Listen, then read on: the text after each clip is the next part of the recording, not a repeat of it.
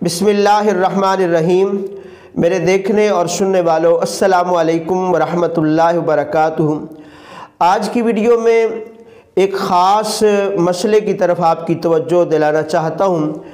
वो ये है कि बग़ैर बुलाए किसी के यहाँ दावत पे जाना कैसा, और अगर कोई दावत देता है तो उसकी दावत को कबूल ना करना ये कैसा है।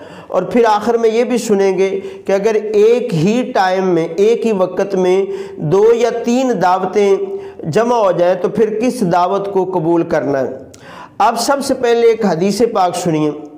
हज़रत अब्दुल्ला बिन उमर रज़ी अल्लाह तआला अन्हु से रिवायत है कि ताजदार कायनात मदीने के सुल्तान सल्लल्लाहु तआला अलैहि वसल्लम ने इरशाद फरमाया कि जिसकी दावत की जाए और उसने कबूल न किया तो गोया कि उसने अल्लाह और उसके रसूल सल्लल्लाहु तआला अलैहि वसल्लम की नाफरमानी की। और जो बग़ैर बुलाए दावत पे चला गया तो वो चोर बनकर घुसा और डाकू बन के बाहर निकला। अब मेरे मोहतरम भाइयों, उस शख्स को कि जो बग़ैर बुलाए दावत पे चला गया है, उसको चोर के साथ क्यों तशबीह दी? इस वजह से कि चोर भी बग़ैर इजाज़त के घर में दाखिल होता है, जो कि गैर अखलाकी फ़ेल है, और इसी तरह ये भी बग़ैर बुलाए दावत पे जाता है तो ये भी गैर अखलाकी फ़ेल है। जैसे वो गुनहगार है, ये भी गुनहगार है। तो एक वजह ये है। फिर इसके अलावा अगर कोई बग़ैर बुलाए दावत पे जाता है तो वो एक नफसानी ख्वाहिशात, लालच की वजह से जाता है। और दूसरी बात जो मेरे आका अलैहिस्सलातु वस्सलाम ने हमें बतलाई वो ये कि अगर कोई बंदा तुम्हारी दावत करता है तो उसकी कबूल ना की तो गोया कि अल्लाह और उसके रसूल सल्लल्लाहु तआला अलैहि वसल्लम की नाफरमानी की। तो मेरे मोहतरम भाइयों, जो बग़ैर बुलाए दावत पे चले जाते हैं, मैंने ख़ुद ऐसे लोगों को देखा है कि जो बग़ैर बुलाए दावत पे चले जाते हैं, वो ज़रा गौर कीजिएगा। अब दावत कोई देता है हमें तो उसकी दावत को कबूल करना किस नीयत से है?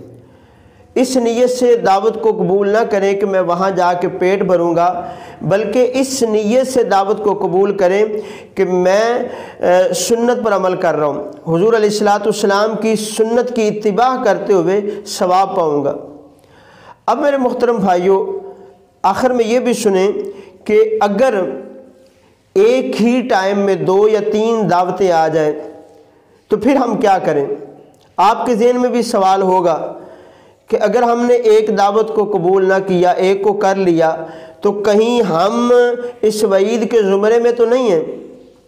तो इसके बारे में ये है कि अगर 2 दावतें आ जाए तो जो दावत देने वाला आपका करीबी रिश्तेदार है, सबसे पहले उसकी दावत को कबूल करें। और अगर दोनों ही दावत देने वाले करीबी हैं या एक ही मोहल्ले के हैं तो फिर जिसका दरवाज़ा आपके दरवाज़े से ज़्यादा करीब है उसकी दावत कबूल करें। इसी तरह अगर दूर से कोई 2 शख्स आते हैं एक ही वक्त में दावत देने के लिए तो फिर इसके बारे में 2 कौल हैं कि एक ये है कि जो पहले आया है उसकी दावत को कबूल कर ले, दूसरा ये है कि जो दोनों में मुत्तकी परहेज़गार नेक ज़्यादा हो उसकी दावत को कबूल किया जाए। हाँ, अलबत्ता एक सूरत ऐसी भी है कि अगर आप दावत कबूल ना करेंगे तो गुनहगार नहीं होंगे। वो कौन सी सूरत है? वो ये है कि जो दावत देने आया है और आपको भी पता है कि जहाँ मैंने जाना है तो वहाँ पे गाने बाजे हैं, बेहयाई के काम होने हैं, तो इस वजह से अगर आप दावत को कबूल नहीं करते तो फिर आप गुनहगार नहीं होंगे। अल्लाह पाक आप सब का हामी व नासिर हो। जज़ाकल्लाहु खैरा।